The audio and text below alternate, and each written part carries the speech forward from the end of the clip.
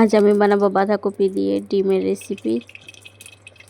প্রথমে কড়াইয়ে সরষের তেল, শুকনো তেজপাতা দেওয়ার পর পেঁয়াজ দিয়ে দিলাম আর হালকা লবণ দিয়ে দিলাম। নাড়াচাড়া করার পর আমি বাঁধাকপিগুলো দিয়ে দিলাম, কেটে রেখেছিলাম এখানে দেখতে পাচ্ছেন।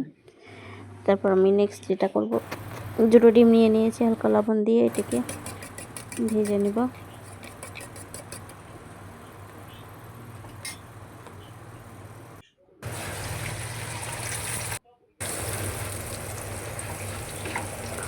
ভেজে নেওয়ার পর আমি মশলা অ্যাড করে দিলাম, আদা রসুন বাটা।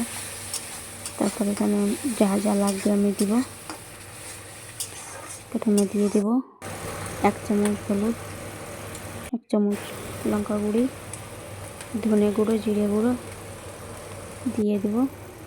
দেওয়ার পর ভালোভাবে নাড়াচাড়া করার পর যতক্ষণ না তেলটা ছেড়েছে আমি ওয়েট করবো। তারপর বাঁধাকপিগুলো দিয়ে দিলাম। বাঁধাকপিগুলো দেওয়ার পর আমি ভালোভাবে নাড়াচাড়া করার পর ঢাপা দিয়ে রেখে দেব 10 মিনিট পর্যন্ত।